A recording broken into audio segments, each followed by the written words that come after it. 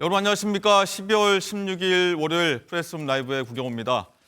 자, 윤석열 대통령의 탄핵 가결로 어지러웠던 주말이 지나고 새로운 한 주가 시작됐습니다만 잠시 뒤에는 또다시 술렁일 것 같습니다. 국민의힘 한동훈 대표가 약 5분 뒤쯤인 10시 30분부터 국회에서 기자회견을 여는데 아마도 이번 탄핵 사태와 관련해 사퇴 표명을 할 것 같다 이런 얘기가 나옵니다. 자, 윤정 기자, 일단 이 얘기부터 해볼 텐데 어제 오후에 사실 기자회견을 한다는 내용이 있었는데 최종적으로는 오늘 오후 10시 30분에 한다 이렇게 내용이 나왔는데 아무래도 사퇴 표명을 할 것이다 이런 얘기가 나오죠? 네, 그렇습니다. 지난 7월 23일 전당대회에서 당대표로 선출된 후에 지금 146일 만에 오늘 대표직 사퇴 입장을 밝힐 것으로 보입니다. 당초 어제 오후 한 대표가 기자회견을 할 것이라는 보도가 나왔습니다.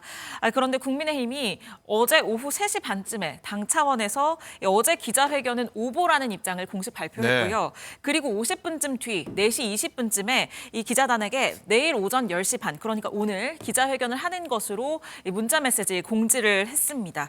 한 대표는 어제 하루 종일 이 측근들에게 사퇴와 관련된 의견을 구한 것으로 전해지는데요. 그런 과정에서 얘기가 좀 잘못 전달이 되면서 어제 기자회견을 할 것이라는 보도가 나온 것으로 보입니다. 한 대표는 탄핵안 가결 직후에도 직무를 계속 수행하겠다라면서 사퇴를 하지 않겠다는 입장을 고수했습니다. 그런데 선출직 최고위원 5명이 전원 사퇴를 하면서 사실상 당 지도부가 완전히 붕괴됐기 때문에 더 이상은 당 대표직을 수행할 명분이 없어진 상황입니다. 또 측근들도 당내에 계속 있을 경우 계파 갈등이 극에 달할 것으로 보이기 때문에 사퇴하는 게 맞다 이런 의견을 전한 것으로 전해집니다.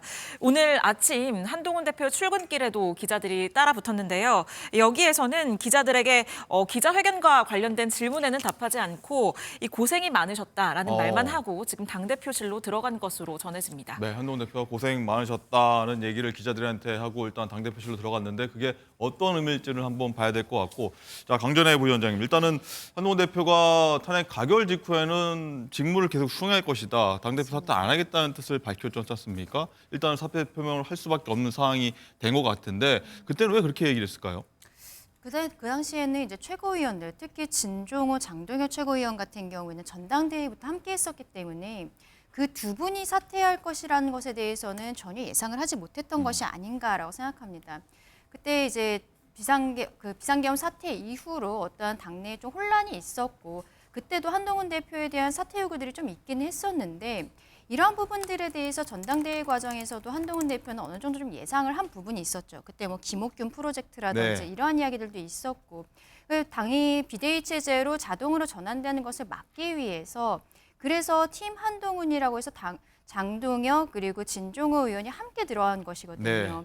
뭐 한 분이 더 있었지만 박정은 의원 같은 경우에는 결국에는 탈락하지 않았습니까? 근데 이 두 분에 대해서는 아마도 마지막까지 사퇴하지는 않을 것이라는 생각을 했기 때문에 의원총회에서 중간에 본인은 나와서 기자들에게 직무를 계속 수행할 것이다라고 이야기를 했고 다만 알고 보니까 나중에 장동혁 의원과 진종호 의원이 한동훈 대표에게 미리 말을 하지 않은 채로 이 의원총회에서 본인들의 사퇴 의사를 밝혔다는 거 아니겠습니까? 그리고 당대표 비서실장이었던 박정하 의원 같은 경우에도 저 의원총회에서 한동훈 대표와의 미리 상의 없이 본인의 사퇴 의사를 밝힌 것으로 보였기 때문에 어찌 보면 한동훈 대표 입장에서는 굉장히 비자발적으로서 당대표직에서 내려오게 되는 조금은 불명예스러운 상황이 아닐까라고 생각을 합니다. 본인이 작년 12월 말에 비대위원장으로서 당에 들어왔죠. 그 이전까지는 검사였고 법무부 장관이었었는데 아마도 오늘은 1년간의 소회에 대해서 먼저 이야기를 하게 되지 않을까라고 생각을 합니다. 그리고 지금 이번 비상계엄 사태로 인해서 결과적으로 좀 당내에 혼란이 있었고 여기에 있어서 한동훈 대표가 결과적으로는 책임지고 물러나는 모습이 되었는데 비상계엄과 관련해서도 저는 어느 정도 입장은 나오지 않을까라고 생각을 하는데요. 조금 이따가 지켜봐야 될 것으로 보입니다. 이제 아마 예정된 시간이 10시 30분이니까 30초 정도 남았는데 뭐 제때 입장할런지 모르겠습니다만, 자, 이승훈 부위원장님, 일단은 한동훈 대표가 이 사퇴 표명 외에도 뭐 강전애 부위원장 말씀하셨지만은 어떤 다른 메시지를 낼 것인가도 좀 관심이 모아지거든요. 어떻게 예상하십니까? 일단은 본인이 뭐 이 부분에 대해서 책임지고 사퇴를 하겠다. 다만 국민의힘이 이렇게 갔으면 좋겠다라든가 또는 자신이 앞으로 향후 정치 활동을 어떻게 하겠다 뭐 이런 정도 수준의 얘기가 될 것 같고요. 이번 사건 자체가 한동훈 대표가 5개월밖에 안 됐는데 굉장히 긴 시간 같은 느낌이 들어요. 그건 결국에는 대통령과 당대표가 굉장히 갈등을 겪으면서 굉장히 오랜 시간이 흘러버린 것 같은 그런 느낌이 들고요. 또 뭐 그 김건희 여사와의 문자 익심 논란이라든가 또 비상대책위원회에서 그만두고 나서 당대표 출마하는 과정에 있어서의 윤석열 대통령과의 어떤 갈등들, 그리고 또 출마 선언하면서 보수가 안보에 있어서는 우선이어야 되는데 왜 우선이 되지 못했을까라고 하면서 최상병 특검을 한번 해보겠다. 뭐 이런 얘기들도 많이 했었습니다만 네. 결국에는 최상병 특검도 못 해버렸고요. 그런 다음에 또 당 게시판 논란과 관련해서 대통령과 얼마나 많은 갈등을 겪었습니까? 그리고 또 독대를 요청해서 국민 눈높이에 맞게끔 그런 정치를 하겠다라고 했음에도 불구하고 하지 못한 측면이 있는데요. 오늘 한번 지켜보시면 될 것 같습니다. 네, 한동훈 대표가 입장을 했습니다. 어떤 얘기 하는지 자 바로 국회 기자회견장으로 가보도록 하겠습니다.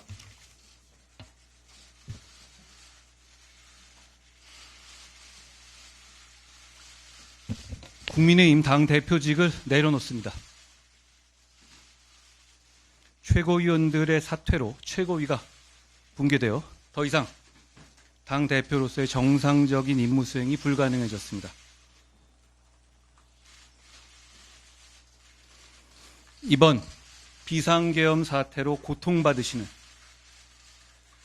모든 국민들께 진심으로 죄송합니다.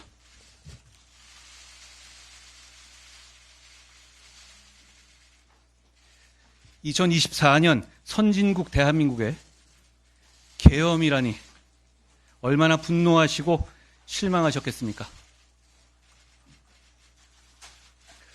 탄핵으로 마음 아프신 우리 지지자분들께 많이 죄송합니다.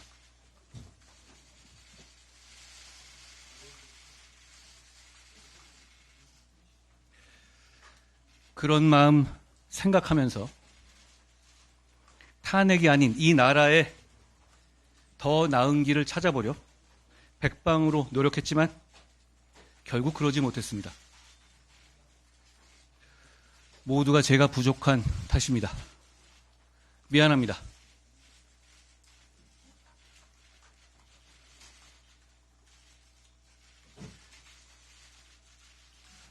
여러분,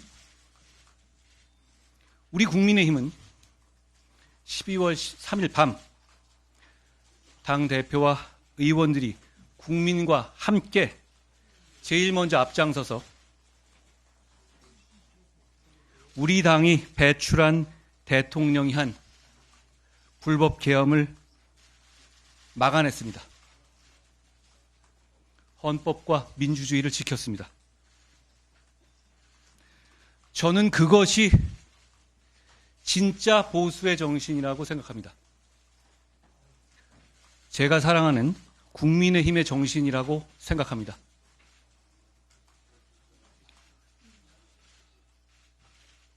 우리가 부정선거 음모론자들, 극단적 유튜버들 같은 극단주의자들에 동조하거나 그들이 상업적으로 생산하는 공포에 잠식당한다면 보수의 미래가 없을 겁니다.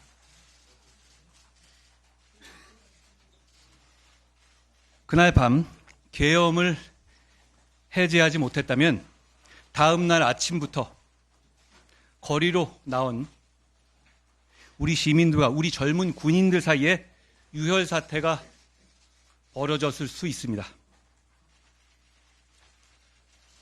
그날 밤 저는 그런 일을 막지 못할까 봐 너무나도 두려웠습니다. 아무리 우리 당에서 배출한 대통령이 한 것이라도 우리가 군대를 동원한 불법 계엄을 옹호하는 것처럼 오해받는 것은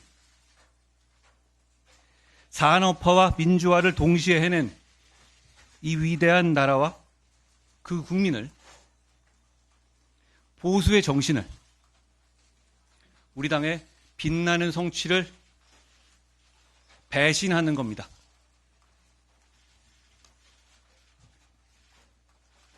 그제 의총장에서 일부 의원들의 격앙된 사퇴 요구를 받고 나올 때 어느 젊은 기자 한 분이 제가 당대표에서 쫓겨나는 이유가 된 이번 탄핵 찬성을 후회하느냐고 물었습니다. 잠깐 동안 많은 생각들이 그리고 제 인생의 많은 장면들이 스쳐갔습니다.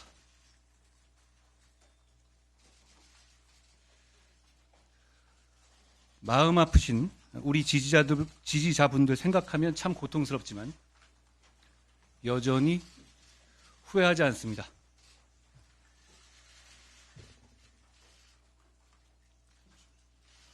저는 어떤 일이 있어도 대한민국과 주권자 국민을 배신하지 않기로 약속했기 때문입니다.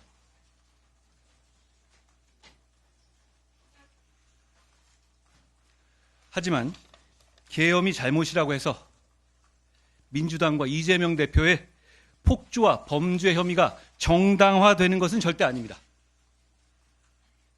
이재명 대표 재판의 타이머는 멈추지 않고 가고 있습니다. 얼마 안 남았습니다. 국민들께 감사드립니다. 비판해 주신 국민들께도 감사드립니다. 당원 동지들과 우리 당직자들께도 감사드립니다. 나라가 잘 됐으면 좋겠습니다.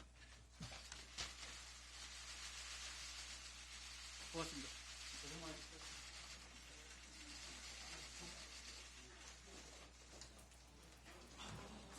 네, 국민의 한동훈 대표가 조금 전 기자회견을 통해 당 대표직에서 사퇴를 했습니다. 자, 한 5분 남짓 되는 넘는 좀 시간이었던 것 같은데 당 대표직을 내려놓겠다는 말부터 해서 계엄을 막는 거에 대한 후회가 없다 이런 얘기까지 쭉 했는데 자, 윤지영 기자 뭐 길지 않은 뭐 그렇다고 짧지도 않은 시간이었던 것 같은데 어떤 얘기했는지 한번 정리 좀 해볼까요?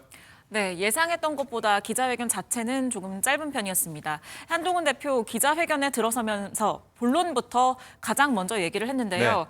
국민의힘 당대표직을 내려놓겠다. 이 최고위원들이 사퇴로 최고위가 붕괴돼서 더 이상은 당대표가 정상적인 임무 수행이 불가능하다라고 밝혔습니다.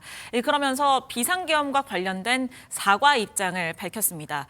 탄핵으로 마음이 아프신 지지자들에게 죄송하다면서 이 90도로 허리를 굽혀서 인사를 하기도 했는데요. 이 탄핵이 아닌 이 나라의 더 나은 길을 찾아보려고 백방으로 노력했지만 결국 그러지 못했다. 모두 제가 부족한 탓이다. 라면서 사과의 입장을 밝혔습니다. 또 지난 3일 계엄 해제 표결에 나섰던 것을 강조하면서 자신이 생각하는 보수 그리고 국민의힘의 정신에 대해서 언급을 하기도 했는데요. 12월 3일 밤 당대표와 의원들이 앞장서서 우리 당이 배출한 대통령이 한 불법 계엄을 막아내고 헌법과 민주주의를 지켰다면서 부정선거 음모론자와 극단주의자들에게 동조하거나 잠식당한다면 보수의 미래가 없을 것이라고 강조했습니다. 또한 탄핵 표결에 찬성 입장을 밝힌 것에 대해서도 지금까지도 후회하지 않는다라고 거듭 반복했고요. 또 어떤 일이 있어도 대한민국과 주권자 국민을 배신하지 않기로 했다는 자신의 소신을 밝히기도 했습니다. 그러면서도 공격의 화살을 민주당과 이재명 대표에게 돌렸는데요. 네. 이재명 대표 재판의 타이머는 멈추지 않고 있다면서 얼마 남지 않았다라고 밝히기도 했습니다. 권성동 원내대표가 회견에 앞서서 회견장 앞에서 한동훈 대표와 인사를 나눈 것으로 지금 전해졌고요. 차기 대선 주자로 꼽혔었는데 한동훈 대표 정치 입문 1년을 채 채우지 못하고 이 중앙 정치 무대에서 물러서게 됐습니다. 네. 자, 강전혜 부위원장님, 일단은 한동훈 대표가 계엄을 막은 게 진짜 보수의 정신이다. 이렇게 얘기하고 불법 계엄을 옹호하는 게 오히려 보수 정신 배신하는 것이다라고 얘기를 쭉 했는데 어떻게 들으셨는지 궁금하고 들으시면서 한동훈 대표가 중앙 정치 무대에서 지금 물러나게 됐다고 윤지영 기자 얘기했는데 그게 끝인 건지 아니면 또 여운을 남겼다고 보이는지 어떻게 좀 보셨습니까? 일단은 한동훈 대표의 표정과 말투, 그리고 처음에 들어왔을 때 보통 뭐 안녕하십니까 한동훈입니다 이러한 이야기를 하고 시작하는데 인사말도 없이 바로 본론으로 들어간 것을 보면은 네. 굉장히 착잡한 마음이 묻어나는 기자회견이었다라고 말씀을 드리고 싶고요. 한 1년이 채 안 됐죠. 작년 12월 말이었었기 때문에 그때 비대위원장으로 본인이 들어왔고 총선을 지휘를 했고요. 그리고 그 이후에 전당대회 과정에 있어서 출마를 하는 것이 맞느냐. 워낙 총선이 크게 좋지 않았었기 때문에 결과가 좋지 않았었기 때문에 그러한 이야기들이 있었음에도 불구하고 전당대회에 나서서 63%라는 압도적인 지지율로서 당선이 되지 않았습니까? 근데 그 이후에 계속되는 당정 갈등 그리고 지금까지 오는 비상계엄 사태에 이르기까지 본인의 소외가 굉장히 컸던 것으로 보입니다. 지금 결과적으로 한동훈 대표가 이야기하고 있는 것은 처음에 이야기한 것이 최고위원들이 모두 사퇴를 했기 때문에 이제는 정상적인 직무 수행이 되지 않는다라는 이야기를 하면서 본인이 자발적으로 당대표직에서 내려온 것은 아니다라는 것에 대해서 명확히 밝힌 것으로 보이고요. 그리고 그 이후에 좀 특이한 것으로 보이는 건 비상계엄에 대해서는 국민들께 사과를 하고 그리고 탄핵에 대해서는 지지자들께 사과를 하면서 두 네. 번에 걸쳐서 90도로 인사하는 모습을 보였습니다. 결과적으로 본인이 지금 과정에 있어서 어느 스탠스를 쓰고 있는지 조금 더 명확히 보여준 것이 아닌가라고 생각합니다. 불법 계엄이라는 단어를 오늘도 썼거든요. 그리고 대통령에 대해서 계속적으로 진짜 보수가 아니다라는 형태로 탓하는 이야기들을 하고 있습니다. 네. 저는 결과적으로 한동훈 대표가 오늘 한 이야기는 본인이 진짜 보수로서 대통령이 한 것은 보수의 정신이 아니다. 한동훈은 계속적으로 보수로서 앞으로 나아가겠다라고 이야기한 것으로 내가 진짜 생각을 합니다. 보수다. 네, 그렇습니다. 지금 이 계엄에 대해서 막아내면서 헌법과 민주주의를 지켰다라고 이야기를 하고 있거든요. 그렇다면 저는 만약에 조기 대선이 이루어졌을 때는 한동훈 대표가 지금 이야기한 것들을 토대로 해서 나중에 경선 과정에도 나아가게 되지 않을까 그런 과정에서 쓴 기자회견문이 아닐까라고 생각을 합니다. 뭐 저희가 너무 나간 얘기일 수도 있습니다만 한동훈 대표가 대선에 나왔을 경우, 경선에 나왔을 경우에는 통과 가능성도 좀 있다고 보십니까? 현재로서는 상당히 좀 불확실한 게 사실이지 않습니까? 그렇죠. 지금 만약에 경선에 나가게 된다면은요, 선출직으로 당직을 가졌을 때, 그러니까 당대표나 최고위원 같은 경우에는 그 대통령 후보 경선 과정에 있어서 1년 6개월 전에 사퇴를 네. 해야 되는 규정이 있습니다. 지금 이제 몇 개월, 뭐 빠르면 몇 개월 앞으로 다가오는 그렇죠. 상황입니다. 그런 상황에 있어서 예외 규정이 있기는 합니다만 예외 규정에 있어서도 최고위에서 의결이 있다든지 이런 좀 절차들이 있어요. 그런데 지금 상황에 있어서는 만약에 다음 지도부가 한동훈 대표에게 조금 불리하게 이렇게 생각을 하게 된다면 네. 한동훈 대표의 사퇴 과정에 있어서의 당에서의 어떠한 엄중한 책임이라든지 당론과 다른 당론을 분열시켰던 모습이라든지 이런 것들을 발목 잡아서 경선 과정에 못 가게 할 수 있는 부분도 분명히 있다라고 저는 가령 생각을 뭐 하거든요. 비대위원장인 권성동 대표가 된다고 하면은 허락을 안 할 수도 있는 거 아닙니까? 승인을 그러니까 안 할 수도. 결과적으로 제가 말씀드리는 거는 1년 6월이 안 된 상황에서 대선 경선에 나가려면은 당내 의결 절차를 다시 한번 밟아야 되는데 그 의결 절차가 만약에 한동훈 대표에게 좀 불리한 사람들로 위원회가 꾸려져 있을 때에는 조금 거기에서 다른 이야기들이 나올 수 있다. 네. 이 시기를 줄여주는 것에 대해서 한동훈 대표에게는 예외 조항을 적용을 해줘야 되는데 적용을 못하겠다는 이야기들이 분명히 나올 수도 있다라고 생각합니다. 결과적으로 본인은 지금 오늘 기자회견문이 다음을 생각을 하면서 조금 더 선명하게 대통령과 선을 긋는 모습을 보여준 것인데 이후의 과정에 있어서는 일단 1년 6개월이라는 그 규정이 있어서 쉽지만은 않을 것 같다라는 생각입니다. 네. 자, 이승훈 부위원장님, 일단은 어떻게 되셨는지 궁금한데 한동훈 대표가 이재명 대표의 재판 타이머는 계속 가고 있다라고 하면서 사퇴를 하면서까지 좀 견제를 하는 모습이었습니다. 어떻게 되셨습니까?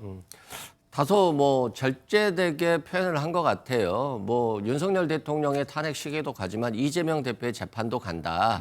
뭐 이런 정도 수준인데요. 뭐 할 수는 있다고 생각을 합니다. 다만 뭐 지금은 국정의 안정하는 모습을 보여줘야 된다는 거, 그리고 여야가 따로 있을 게 없이 대통령이 직무 정지 상태이기 때문에 국정을 안정적으로 국민이 굉장히 불확실하지 않도록 운영해 주는 것, 그게 이제 초점이라고 보여지고요. 오늘 한동훈 대표는 다소 좀 허무해 보이는 듯한, 그리고 다소 절제된 듯한 표현을 많이 썼던 것 같아요. 네. 저는 이게 이제 본인이 직접 다 작성했을 것으로 보여져요. 평소에 한동훈 대표의 어투와 좀 비슷했다 이런 말씀 드리고요. 네. 본인이 처음부터 사퇴 의사를 밝히면서 최고위가 붕괴됐고 정상적 임무 수행이 불가하다라고 했잖아요. 자신은 어떻게든 이 국민의힘을 다시 한번 이끌어보면서 이 위기 상황을 돌파해보고 싶었지만 최고위 붕괴로 인해서 어쩔 수 없었다 이러한 말씀을 드린 것 같고요.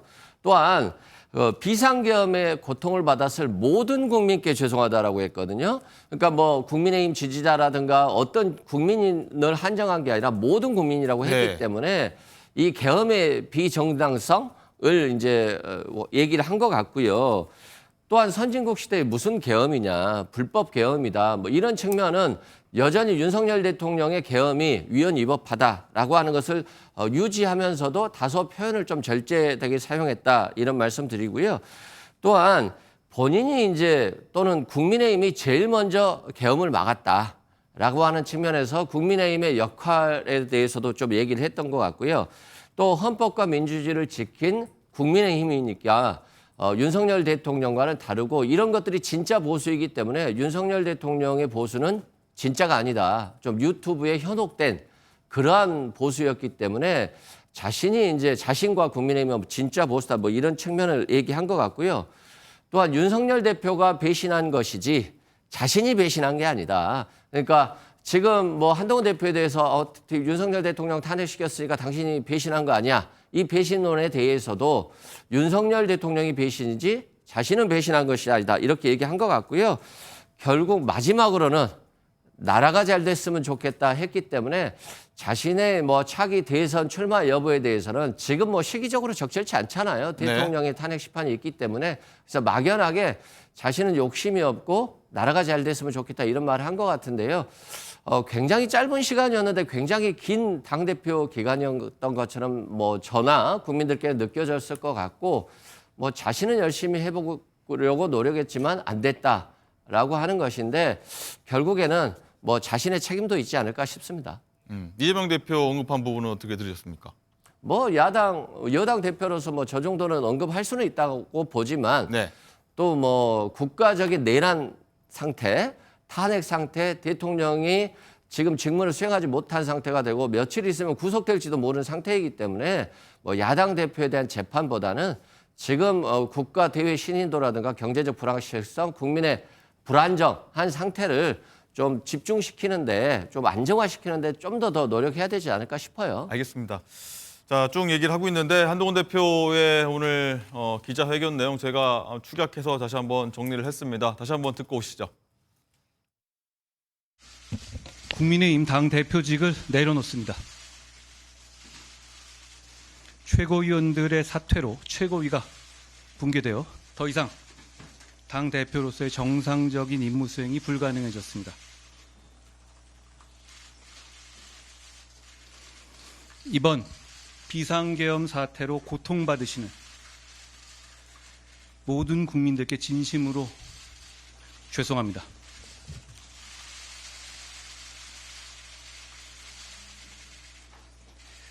(2024년) 선진국 대한민국의 계엄이라니 얼마나 분노하시고 실망하셨겠습니까?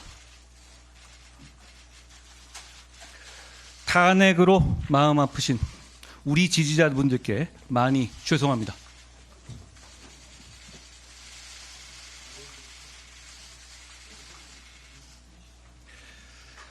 그런 마음 생각하면서 탄핵이 아닌 이 나라의 더 나은 길을 찾아보려 백방으로 노력했지만 결국 그러지 못했습니다. 모두가 제가 부족한 탓입니다. 미안합니다. 네, 이렇게 한동훈 대표가 사퇴를 했습니다. 자, 강전애 부위원장님, 일단은 중진의 5선 나경원 의원 같은 경우에는 일단 한동훈 대표 비대위원장 1년 전이죠. 네. 등장 자체가 불행이었다 이런 얘기를 하고 있습니다. 그렇습니다. 한동훈 대표가 작년 12월 말에 갑작스럽게 비대위원장이 됐을 때 국민적인 어떤 인지도가 굉장히 높은 스타 장관이지 않았습니까? 법무장관 시절에. 예, 근데 그 이전까지 계속적으로 검사로서 지내왔었고 윤석열 정부가 시작이 되면서 법무부 장관으로서 근데 이제 법무부 장관으로서 국회에 왔을 때 민주당 의원들과 굉장히 날선 토론 과정에 있어서 어떻게 보면은 보수 지지자들 입장에서는 굉장히 사이다 같은 이런 모습들을 보여줬었거든요. 그래서 언젠가는 한동훈이라는 사람이 여의도 정치에 뛰어들겠구나라고 다들 좀 생각을 하고 있었습니다만 작년 12월 말은 조금 이른 듯한 느낌은 사실상 있었습니다. 왜냐하면 바로 총선이 4월에 있는데 어떻게 보면은 여의도 정치의 경험이 전혀 없는 사람이 법무부 장관직을 그만두면서 비대위원장으로 왔었거든요. 그때 당의 중진들은 여기에 대해서 굉장히 좀 우려 섞인 이야기들을 한 부분들이 있었고 그 과정에 있어서 이제 총선의 결과가 좋지 않지 않았습니까? 총선 결과에 있어서 한동훈 대표에게만 책임을 지을 수 있는 것인가? 특히 총선 백서를 발간하는 과정에 있어서 그런 이야기들이 많이 나왔었거든요. 총선 백서 TF에서는 모든 책임을 한동훈 대표에게 몰아가는 듯한 이렇게 질문 자체가 한동훈 대표는 이런 것이 잘했다라고 생각하십니까? 라든지 이런 모습들이 있었기 때문에 거기에 대해서 당시 또 황우여 비대위원장이 주어를 바꿔라, 주어를 당으로 바꿔라라는 이야기가 나올 정도였었습니다. 네. 근데 한동훈 대표 입장에서는 사실상 좀 억울했을 것으로 보이는 것이 영상에도 나오지만 당시 후보들 같은 경우에는 한동훈 대표가 워낙 국민적인 지지를 많이 받고 있었기 때문에 한동훈 대표와 셀카 한번 찍기 위해서 기다리고 굉장히 막 여기저기서 한동훈 대표에게 와달라라고 이야기를 하는데 당시에 이제 어떻게 보면은 대통령실에서의 실책들이 많이 있었던 것이죠.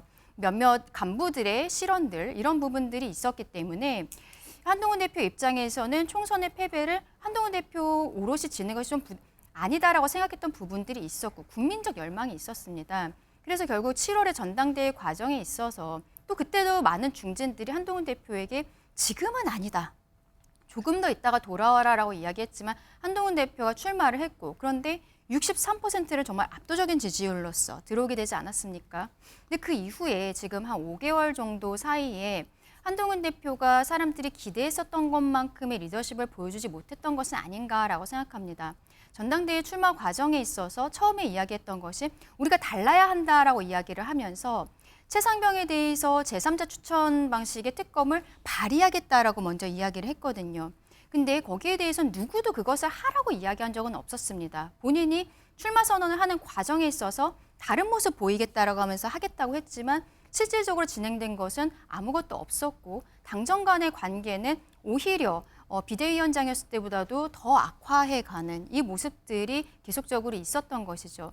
한 대표 입장에서는 이렇게 본인이 비자발적으로 내려올 수 있다는 예상 하에 팀 한동훈이라고 해서 박정은, 장동혁, 진종호와 함께 출마를 하였었지만 박정은 의원은 그때 탈락을 했었고 장동혁 의원과 진종호 의원은 그 당선이 되어서 최고위에 같이 들어갔는데 이번 과정에 있어서 좀 어떻게 보면 배신이라고 해야 될까요? 네. 이런 모습들을 겪었기 때문에 1년 동안의 소외가 굉장히 남다르지 않았을까 그렇게 생각을 합니다. 네, 강준혜 부위원장 말씀하시는 중간 화면으로 지난 1년의 영상들이 쭉 스쳐 지나갔습니다. 자, 이승훈 부위원장 일단 상대당 입장에서 봤을 때 일단은 장동혁 최고위원, 진정호 최고위원이 일단은 의총 어제 가결 이후에 사퇴를 하면서 모두 사퇴를 하면서 지도부가 붕괴된 상황인데 한동훈 대표가 다 전해 듣지 못했던 모양이라서 당대표직을 계속 수행하겠다 이렇게 얘기를 했던 것 같은데 상실감이 굉장히 컸을 것 같습니다. 마지막에. 그렇죠. 자신과 함께 최고위원이 되고 당대표가 됐는데 그런 장동혁 최고와 진종호 최고가 자신에게 말도 하지 않고 사퇴해버린다라고 하는 걸 먼저 얘기를 했거든요. 그러니까 모양새가 굉장히 구겼죠. 일단 당대표가 사퇴한다고 하고 같이 사퇴했으면 좋았을 건데 근데 그런 상황도 모른 채 자신은 직무를 수행하겠습니다 라고 했기 때문에 국민들 입장에서 보면 한동훈 대표가 왜 저러지? 지금 책임지고 물러나야 될 시간에 다 최고위원들 물러난다고 하는데 본인만 직무를 수행하겠다라고 하는 거니까 굉장히 이제 국민들 입장에서는 불편해 보이는 그런 모양새가 연출됐다 이런 생각이 들고요. 당대표로 있으면서 리더십이 많이 붕괴된 측면이 있어요. 그건 뭐냐면 결국에는 윤석열 대통령과의 갈등이죠. 그 갈등은 뭐 윤석열 대통령이 고집을 부리면 있을 수밖에 없지만 그렇다 할지라도 왜 비공식적으로 공식적인 게 아니라 비공식적으로 좀 대통령을 설득해서 화합하는 모습을 보여주지 못할까 이런 것들이 많이 있었어요. 국민들 입장에서 보면 물론 대통령이 안 만나주는데 어떡하냐라고 할 수도 있지만 그럼에도 불구하고 그것 또한 정치력 아니겠어요? 그런 정치력을 보여주지 못했다는 부분에 있어서 한동훈 대표의 패착이 있는 것 같고요. 또한 지금 생각해 보면 한동훈 대표가 법무장관에 임명되면서 대통령이 굉장히 대통령 황태자라는 얘기 들었잖아요. 그리고 국회 대정부 질문이라든가 모든 곳에서 굉장히 야당을 공격적으로 밀어붙였는데 정작 검사로서의 모습으로 대정부 질문에서 밀어붙일 때는 자신감 있어 보였을지 모르지만 검찰 사무 이외의 영역, 정치의 영역에 있어서는 뭐 리더십이라든가 화합이라든가 이런 부분들을 전혀 보여주지 못했다는 측면에서는 굉장히 패착이 있었고요. 이번에 이런 얘기가 화제가 되잖아요. 뭐 제가 계엄했습니까? 제가 투표했습니까? 네, 의총장에서 얘기했던 의총장에서. 근데 이게 굉장히 좀 충격적으로 들리잖아요. 국민의힘 의원들도 충격적으로 들렸다라고 하고요. 또 이게 짤 만화라고 해서 짧게 만화처럼 나온 게 있었어요. 네. 한동훈 대표 초기에. 한동훈 대표가 편의점에 갔더니 물건을 딱 사갖고 갔더니 카드 주세요. 계산하겠습니다 했더니 제가 카드로 계산한다고 했습니까? 그리고 그러면 직원이 현금 주세요 했더니 제가 언제 현금으로 계산한다고 했습니까? 이렇게 했잖아요. 네. 틀린 말은 아니지만 정치인의 언어라기보다는 굉장히 뭐 검사의 언어인 것처럼 했다는 부분에 있어서 여전히 윤석열 대통령도 마찬가지고 한동훈 대표도 마찬가지고 대통령이 돼서도 법무장관이 돼서도 정치인이 돼서도 검사의 언어에 빠져가지고 오로지 수사만으로 뭔가를 해결해 보겠다. 어려운 부분을 이재명 대표를 수사로 정적을 제거해서 뭐 총선에서 이기겠다. 이런 마인드가 너무 강했기 때문에 그 마인드에 국민의힘 의원들까지도 다 빠져들어가 버렸던 것 같아요.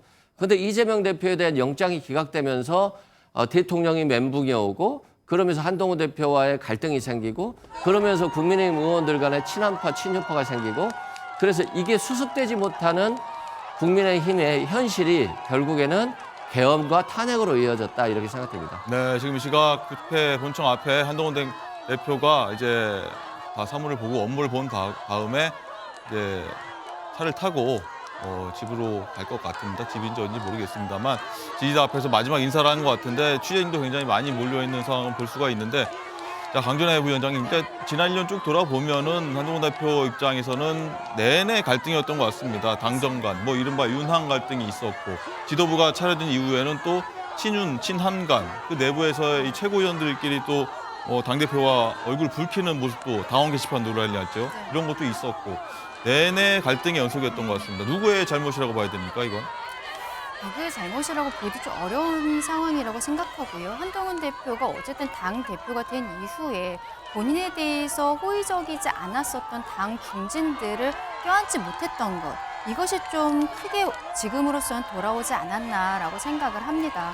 그리고 뭐 이제 와서 하는 게 무슨 의미가 있겠냐마는 만약에 전당대회에 한동훈 대표가 그때 당 중진들의 조언대로 출마를 하지 않았다면 지금 상황에 있어서 비대위원장으로 분명히 한동훈 대표가 이름이 거론됐을 수 있거든요. 한 5개월 사이에 많은 일들이 있었습니다만 그런 부분들이 있습니다. 저는 한동훈 대표가 어쨌든 지금 비상계엄 사태에 대해서 책임을 져야 되는 것이 아니냐라고 늘 방송에서 말씀을 드렸었는데 제가 말씀드렸었던 것은 한동훈 대표가 마지막에 혼란을 만들었었던 부분들. 비상계엄 이후에 본인이 어쨌든 입장에 왔다 갔다 하면서 오히려 국민들을 불안감을 갖게 하고 그리고 어쨌든 위헌적으로 한동훈 대표와 한덕수 국무총리가 함께 국정을 운영하는 듯한 이러한 기자간담회를 하면서 여기에 대한 문제들도 있지 않았습니까? 그게 하루하루가 굉장히 좀 힘든 상황에서 한동훈 대표가 중심을 잡아주지 못했던 것에 대해서 책임을 져야 되는 것이 아니냐라고 말씀을 드렸던 것인데 근데 제가 말씀드렸던 것은 한동훈 대표와 함께했던 지도부가 여기에 대해서 책임지는 모습 혹은 뭐 재신임을 받는 모습을 들었으면 좋겠다라고 생각했지만 지금은 어떻게 보면은 가장 가깝게 있었던 최고위원들의 사태로서 한동훈 대표는 비자발적으로서 내려오게 된 부분인 것이죠. 이것은 사실상 저도 굉장히 참 안타깝다라고 생각하고 또 오히려 한동훈 대표가 저는 앞서서 조금 조기 대선까지도 말씀을 드렸습니다만 함께 있던 사람들이 더 이상 같이 하지 않는다라는 이미지를 줬다는 것이 앞으로의 가도에 있어서도 조금은 좀 불리하게 작용하지 않을까라는 생각도 듭니다. 좀 굉장히 정치가 정말 냉정하구나라는 네. 생각이 들고 한동훈 대표의 1년이 참 많이 길었을 것 같다라는 생각입니다. 자, 조금 전에 한동훈 대표가 이제 국회를 나서는 모습, 지지자들 앞에서 나서는 모습을 봤는데 저 장면 이후에 나중에 언제 다시 국회로 돌아올지, 돌아온다면 그 시점은 언제 될지 굉장히 좀 궁금해지는 대목인데 일단 윤지원 기자, 일단은 국민의힘 이후의 상황을 이제부터 좀 얘기를 좀 잠깐 해봐야 될 것 같은데 국민의힘은 일단은 현 지도부가 붕괴됐으니까 비대위로 바로 전환이 될 것 같은데 그럼 일단 권성동 원내대표가 일단 사령탑을 맡게 되는 겁니까? 네, 이 당대표가 사퇴 선언을 하면 이건 즉시 발효가 되게 됩니다. 예, 그렇기 때문에 권성동 원내대표가 이제부터는 당대표 권한 대행을 맡게 되는데요. 이 국민의힘 당원 당규상 당대표가 거리가 되게 되면 비대위 설치를 이 당대표 권한 대행 권성동 원내대표가 결정을 할 수 있습니다. 그리고 비대위원장 임명 권한도 권성동 원내대표가 지금 갖게 되는데요. 일단 국민의힘은 오늘 오후 3시에 의원총회가 예정되어 있거든요. 여기에서 비대위 설치 그리고 또 향후 전국 수습 방안 등을 모두 함께 논의할 것으로 보입니다. 네. 자, 조금 전에 화면 나갔습니다만 용산 대통령실 앞에서 민주당 의원들이 어떤 촉구 얘기를 좀 하는 것 같은데 잠시 들어보도록 하겠습니다. 빨리 국회 문을 부수고 들어가 안에 있는 의원을 다 끄집어내라 라고 명령한 것은 내란 수괴가 윤석열이라는 것을 명확히 드러낸 중대한 증거이다. 내란 수괴 윤석열은 공조수사본부의 출석 요구에 법치를 존중하고 이에 즉각 응하라. 둘째, 검찰은 제대로 수사하지 않고 있다. 특전 사령관 곽종건 사령관을 신병을 확보해서 아직 대통령의 진술도 없는 상태에서 그렇게 마구 진술하는 것이냐? 이것은 박선은 의원과 박범계 의원이 시키는 대로 하는 것 아니냐라고 황당무계한 신문을 계속 이어갔다. 검찰에게 묻는다. 이것이 수사냐 아니면 내란 공범을 엄호하겠다는 짓이냐?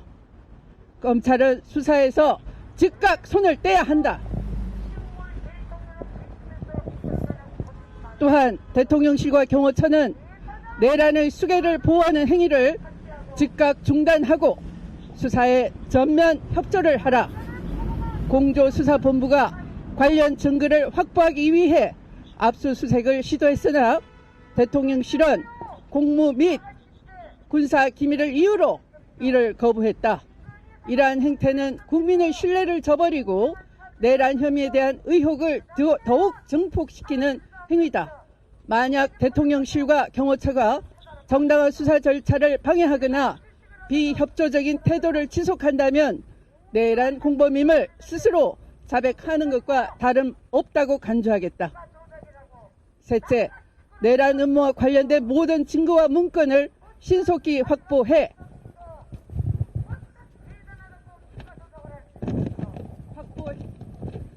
확보해야 한다. 벌써 검찰발 증거인멸 물타기가 시작되고 있다. 어제 조선일보 등은 여인형 방첩사령관이 계엄을 준비하기 위해 작성한 계엄사 합수본부 운영 참고자료를 12.3 계엄과 관련 없다고 검찰발 물타기 뉴스를 보도한 바 있다. 이 자료는 23년 11월 여인형 방첩사령관 취임 이후에 계엄 문건을 기초로 정성우 1처장 등이 수차례 토의하고 수정 보완한 문건으로서 최근 23년 10월 11월에도 핵심 간부들과 토의한 자료다. 중요한 것은 이처럼 계엄을 치밀하게 준비한 정황이 담긴 핵심 증거를 조직적으로 은폐하려 하고 있다는 것이다. 네, 용산 대통령실 앞에서 추미애 의원의 얘기 한번 들어봤고요.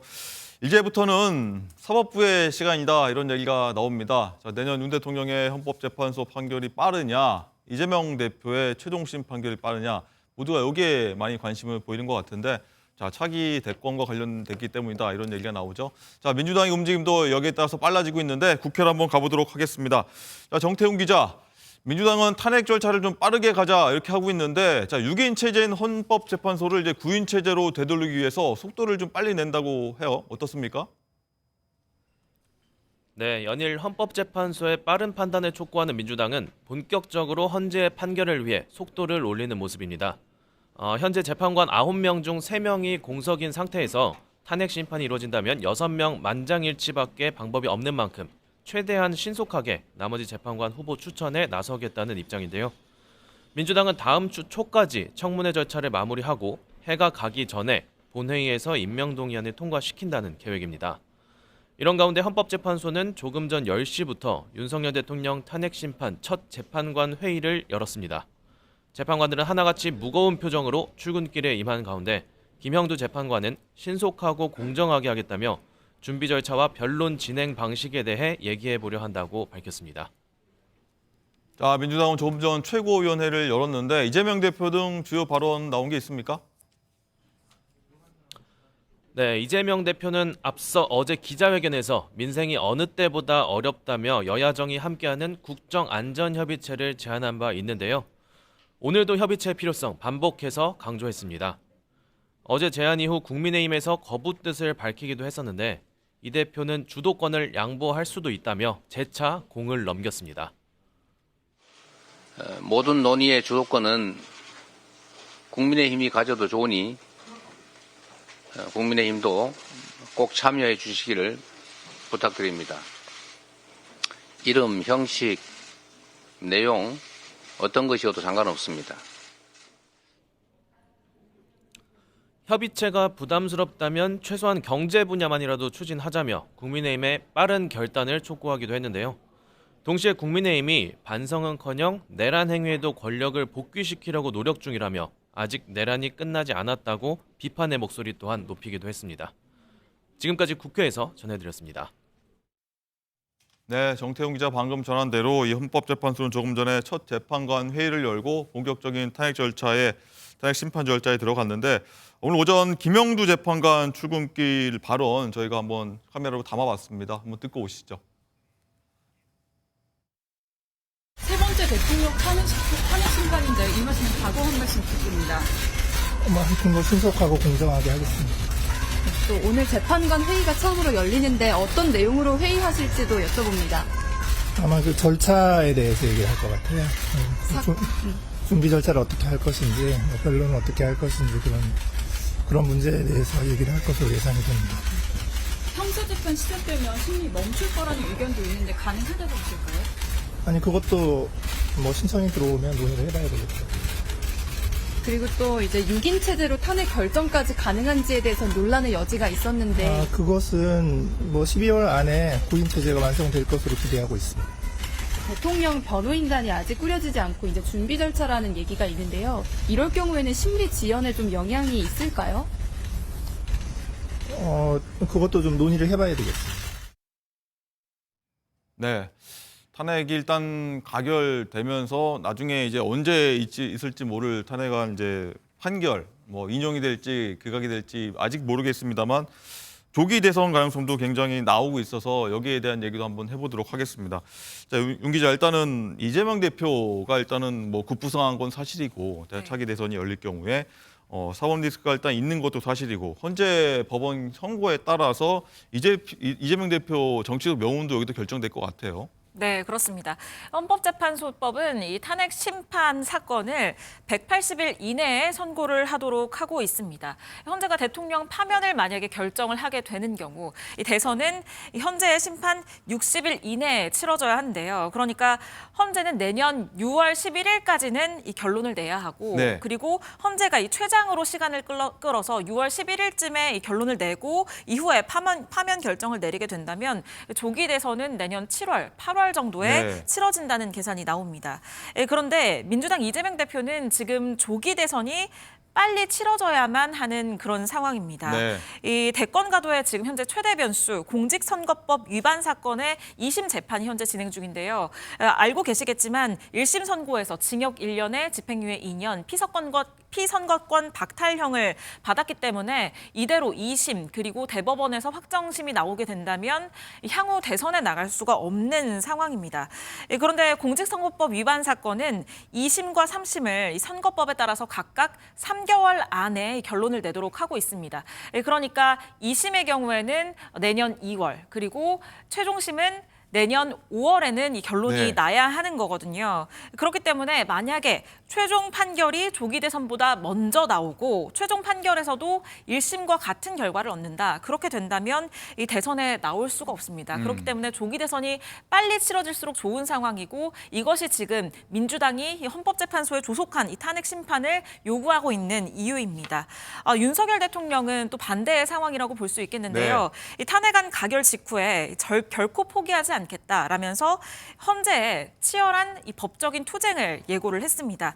이 배경에 이재명 대표의 재판 일정도 있는 것으로 알려졌습니다. 헌법재판소 탄핵 심판에서 최대한 시간을 끌어보겠다는 거고요. 또 국민의힘은 국민의힘 차원에서 이재명 대표의 이 선거법 위반 심판이 빨리 나올 수 있도록 지금 압박을 가하고 있는 상황인데 당장 오늘도 국민의힘 법률자문위원장 주진우 법률자문위원장은 오늘 오후 2시에 서울 고등법원을 방문을 해서요. 이재명 대표 공직선거법 재판 관련 이 재판 지연 방지 탄원서를 접수할 예정이라고 밝혔습니다. 네. 자, 윤정 기자 쭉 얘기했습니다만 한쪽에서는 헌재 판결을 좀 늦춰야 되고 한쪽에서는 좀 빠르게 갔으면 좋겠고 이런 상황이라 많은 분들이 궁금해하십니다. 일단 헌재 판결이 언제쯤 나는 것이냐가 가장 핵심 아니겠습니까? 뭐 빨리 끝난다는 쪽도 있고 아니면 좀 늦게 갈 수도 있다는 쪽인데 개인적으로 어떻게 보십니까? 박근혜 전 대통령은 91일이 걸렸고 노무현 전 대통령은 63일 정도가 걸렸습니다. 그리고 지금 상황에 있어서는 지금 현재 6명의 헌법재판관 중에서 2명, 문영배, 이미선 재판관이 4월에 또 임기가 끝나거든요. 네. 그래서 지금 뭐 4월 전에 빨리 끝나지 않겠느냐라는 이야기들도 있습니다만 지금 윤석열 대통령이 뭐 직접 변론에 나설 것이다라는 이야기들이 나올 만큼 굉장히 적극적으로 본인이 법적인 부분에 있어서 다툴 생각을 갖고 있는 것으로 보이고 또 사실상 지금 뭐 변호인 선임에 대한 이야기들이 나오지만 윤석열 대통령이 탄핵이라는 것에 대해서 절차와 법률에 대해 누구보다도 잘 알고 있는 사람이거든요. 그렇다면 여기에 있어서 본인이 일단은 제 생각에는 헌법재판소 재판관 6명 이후에 지금 3명을 또 임명을 하겠다라고 하는데 총리가 권한대행 여기에 대한 임명권이 있는지 여기에 대해서 먼저 다투는 과정이 있을 것으로 보이고요. 그리고 그 이후에 그 본안으로 들어가기 전에 이미 대통령은 대국민담화에서 한 이야기가 통치행위이기 때문에 사법심사의 대상이 되지 않는다라는 이야기를 했어요. 그럼 그 부분을 또 한번 다루고 만약에 사법심사의 대상이 된다라고 했을 때 그 이후로서 이게 위헌 위법한지 그리고 만약에 위헌 위법하다면 대통령의 직을 빼앗을 만큼 중대한 사안인지에 대해서 하나씩 아마도 좀 잘라서 대응을 하게 되지 않을까라고 생각을 하는데 그러면 그 과정에 있어서 시간은 오히려 더 걸릴 수 있다. 헌법재판소는 이미 사건이 진행이 되지 않았습니까? 지난주 토요일에 서류가 접수가 됐기 때문에. 근데 수사 상황은 아직 완전히 끝난 건 아니에요. 네. 그럼 헌법재판소에서도 이 사람들, 관련자들에 대해서 증인으로 불러서 증인신문 같은 걸 해야 되는 상황들이 벌어질 수 있는 것이죠. 그러면 아마도 지금 뭐 곽종근 사령관이라든지 조지호 청장 이런 사람들은 대통령에게 직접적으로 뭐 체포하라든지 끌어내라든지 이런 이야기를 들었다라고 얘기하는데 대통령은 대국민담화에서 전혀 그것은 사실이 아니다라는 형태로 둘이 통화를 했으면 둘 중에 한 명은 거짓말하고 있는 것 아니겠습니까?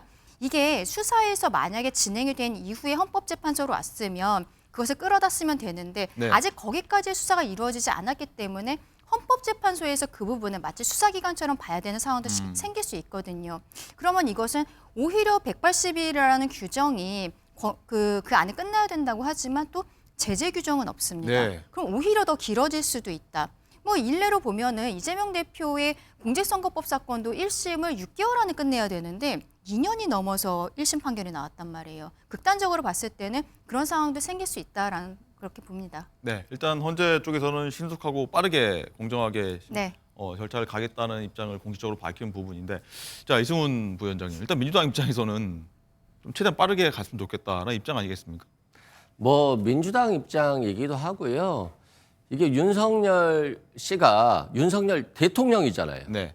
대통령이라고 하는 지위가 공석이 오래 간다라고 한다면 이건 굉장히 심각한 문제가 발생해요. 그래서 헌재 입장에서 보면 신속하게 진행할 수밖에 없는 사건입니다. 유일하게 최고 권력자인 대통령이기 때문입니다.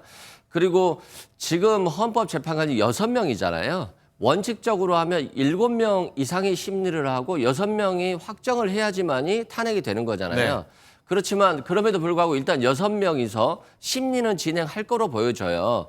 그럼에도 불구하고 신속하게 9명의 헌법재판관을 채워야 된다고 봅니다. 6명 가지고 대통령을 탄핵 결정을 한다라고 하는 건 좀 위헌성 시비가 충분히 있을 수 있거든요. 그래서 이번 달 안에 3명을 채워서 9명으로 심리가 진행될 것으로 보여지고요. 그런데 4월 18일이면 문영배 헌법재판소장과 이미선 헌법재판관이 그만둬야 돼요. 퇴임이죠. 그럼 다시 7명 체제로 가는데 그럴 수는 없잖아요. 그래서 헌법재판소 결정은 4월 중순 이전에 저는 무조건 나온다라고 보고 있고요. 대통령께서 직접 참여해서 변론도 하고 TV 중계도 하겠다. 뭐 좋습니다. 국민들 입장에서 보면 윤석열 대통령이 얼마나 잘못된 위헌 위법한 계엄을 했는지를 명확하게 볼 수 있기 때문에 오히려 재판을 신속하게 진행할 가능성이 높아 보인다는 측면에서는 윤석열 대통령의 참여권이 오히려 더 적극적으로 보장되는 게 맞지 않나 이런 생각이 들고요. 이 사건 자체를 보면 굉장히 간단해요. 내란이라고 하는 것, 군부대가 군인이 국회에 투입된 것들이 TV를 통해서 생중계가 됐잖아요. 그리고 방첩사령관, 뭐 수방사령관, 특전사령관 구속되거나 체포가 됐고요. 또 경찰청장, 서울청장 다 구속이 됐죠. 그다음에 국방부 장관 다 구속이 됐고요.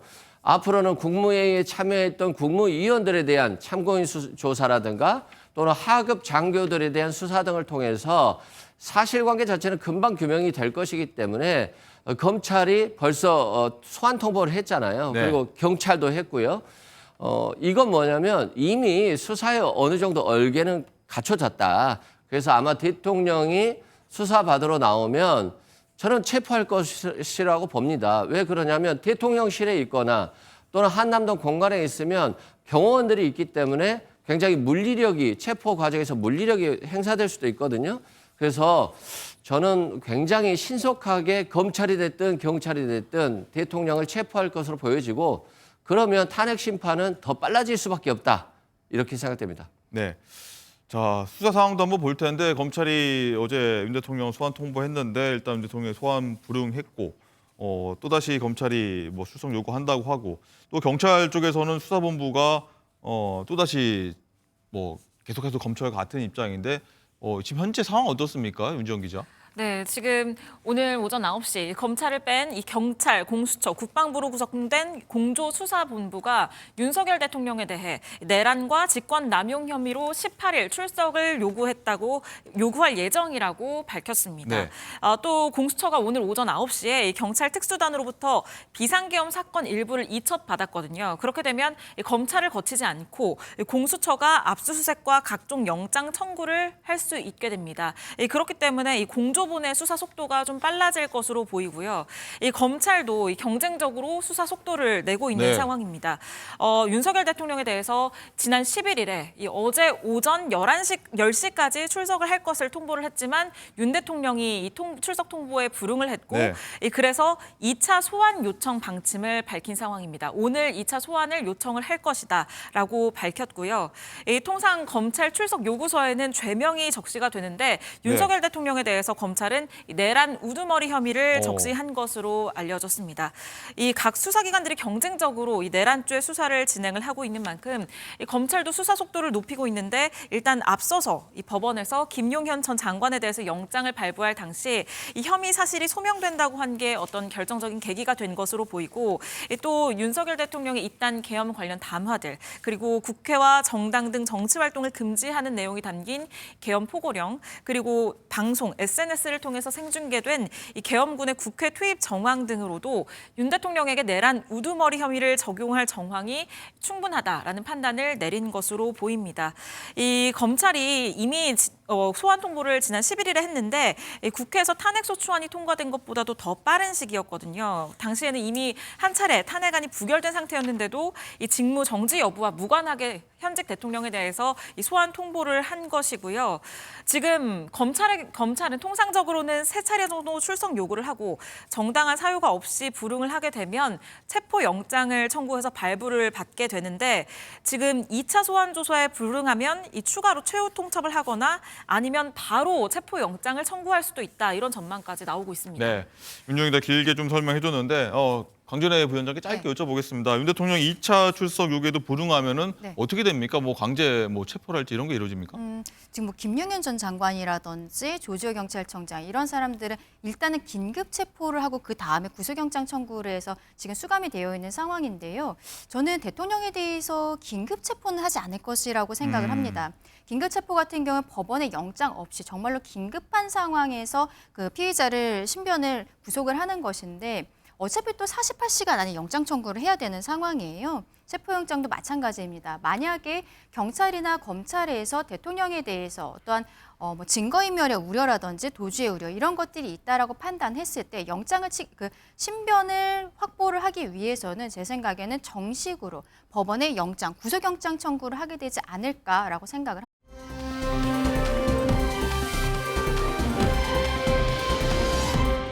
이제부터는 사법부의 시간이다 이런 얘기가 나옵니다. 자, 내년 윤 대통령의 헌법재판소 판결이 빠르냐, 이재명 대표의 최종심 판결이 빠르냐 모두가 여기에 많이 관심을 보이는 것 같은데 자, 차기 대권과 관련됐기 때문이다 이런 얘기가 나오죠. 자, 민주당의 움직임도 여기에 따라서 빨라지고 있는데 국회로 한번 가보도록 하겠습니다. 자, 정태훈 기자. 민주당은 탄핵 절차를 좀 빠르게 가자 이렇게 하고 있는데 자 6인 체제인 헌법재판소를 이제 9인 체제로 되돌리기 위해서 속도를 좀 빨리 낸다고 해요. 어떻습니까? 네, 연일 헌법재판소의 빠른 판단을 촉구하는 민주당은 본격적으로 헌재의 판결을 위해 속도를 올리는 모습입니다. 현재 재판관 9명 중 3명이 공석인 상태에서 탄핵 심판이 이루어진다면 6명 만장일치밖에 방법이 없는 만큼 최대한 신속하게 나머지 재판관 후보 추천에 나서겠다는 입장인데요. 민주당은 다음 주 초까지 청문회 절차를 마무리하고 해가 가기 전에 본회의에서 임명동의안을 통과시킨다는 계획입니다.